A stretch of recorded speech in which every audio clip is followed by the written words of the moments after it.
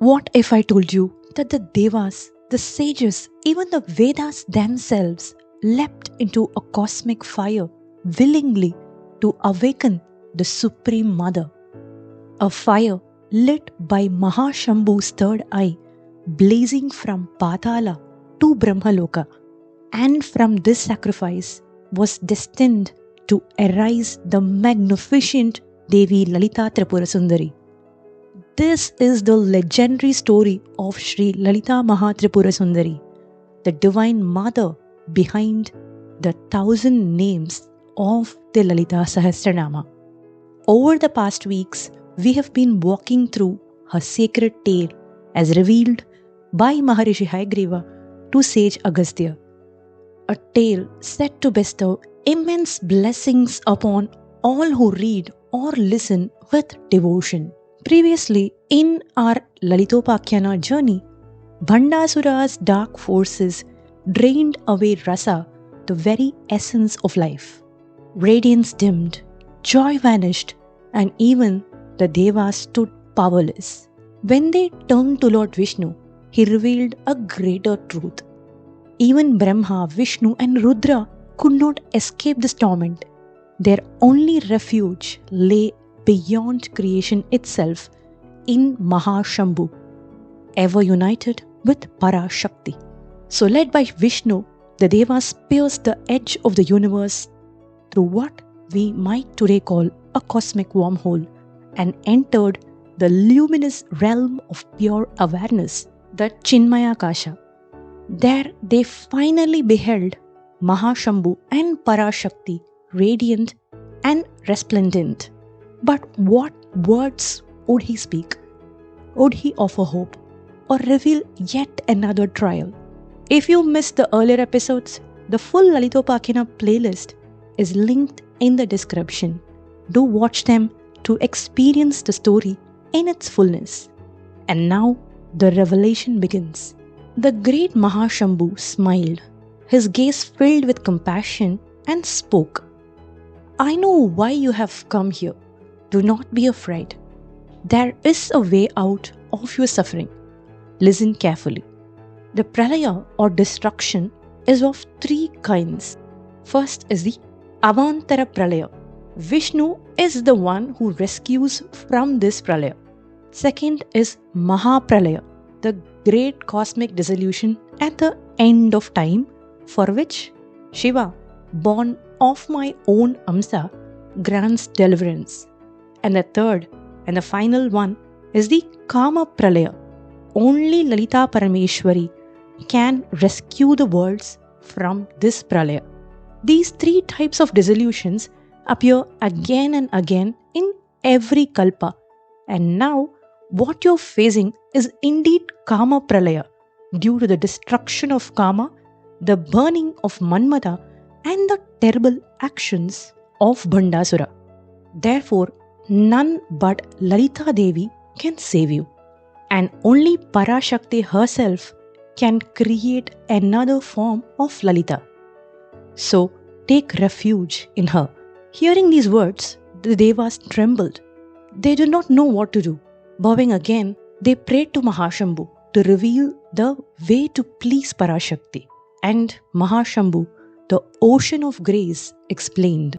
The solution is the Mahā Yajña, the great cosmic sacrifice. I myself, assuming the form of Vayu, shall be the unseen Hota.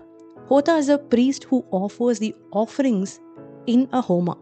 The Cidagni, the fire of my super consciousness, will be the sacred fire.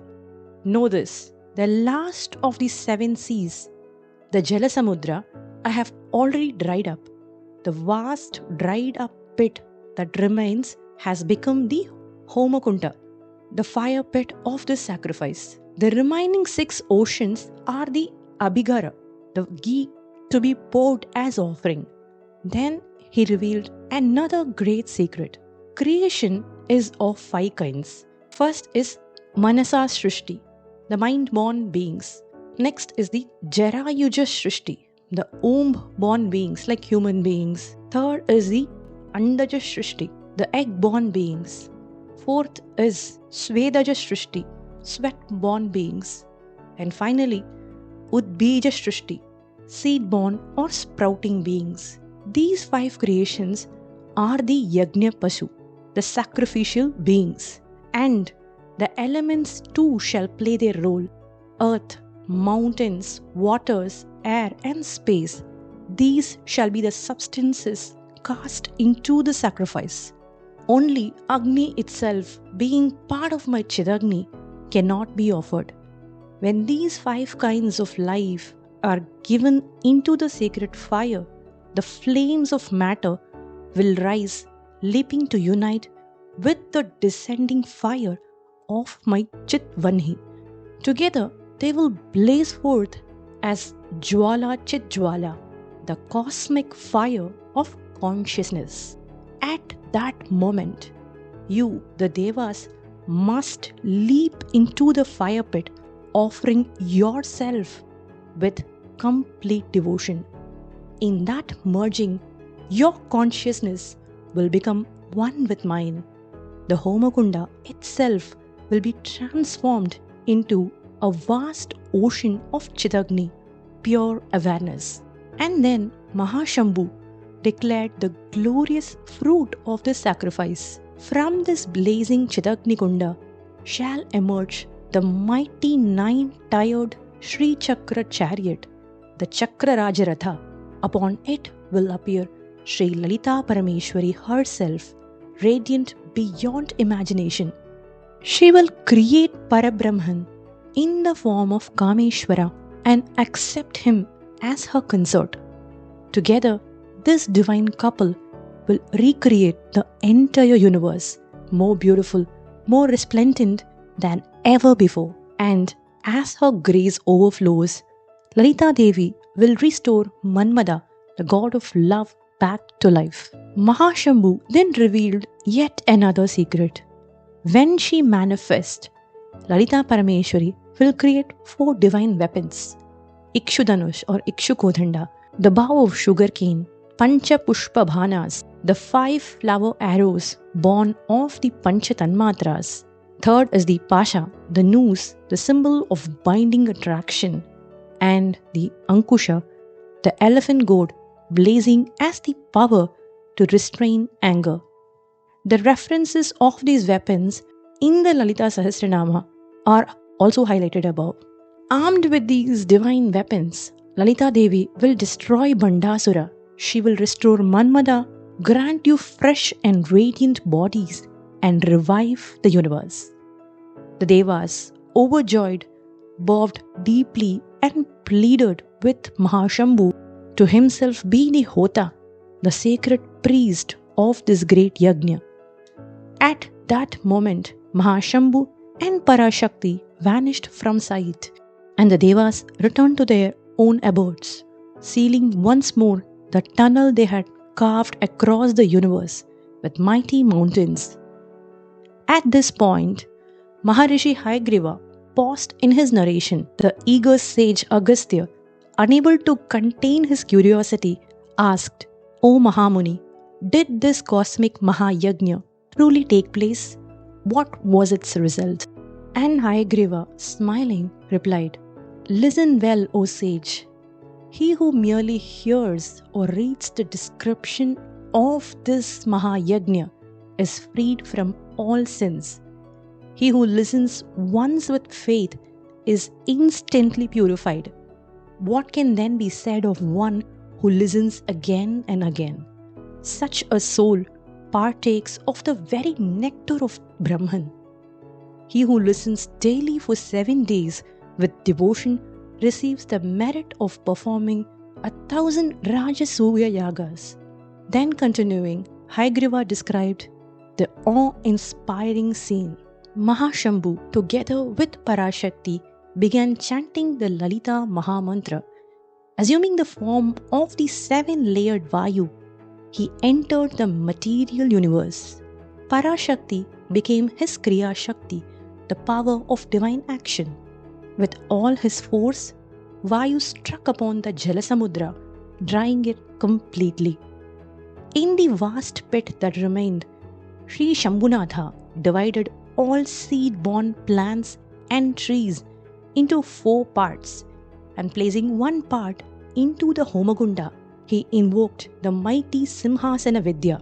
Then, from the fire of his third eye, he kindled the Cidagni, blazing so fiercely that its flames leapt from Pātāla up to Brahmaloka. And thus the worship began, with flowers not of earth, but of meteors falling from the heavens. And so Shambhu began the Maha Yajña exactly as ordained by the Vedas.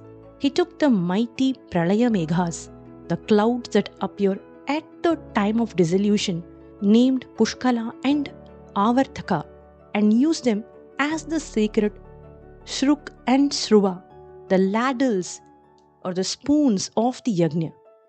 With each offering, the Cidagni, the fire of consciousness, spread across vast expanses of the cosmos. First, he offered 6 oceans one by one, as though they were ghee poured into the flames. Each time, the fire roared higher, leaping to a height of 100 yojanas. Then, he offered the 5-fold creations, the Yajña Pashu. The Purana gives a detailed and magnificent account of these offerings. What I narrate here is but a glimpse. To relish the full grandeur, one must read the original text itself. The Nagas, Ashtadik Gajas or elephants, Ashtadik Balas, along with their consorts, sages, Siddhas, Sadhyas, Kinnaras, 12 Adityas, 11 Rudras, and indeed everything that existed in the 3 worlds. Finally, even the devas themselves sat upon the Shruk and Shruva, ready to be offered into the blazing Agni.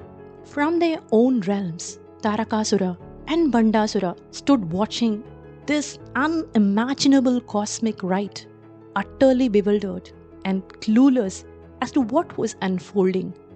Then came a most wondrous moment.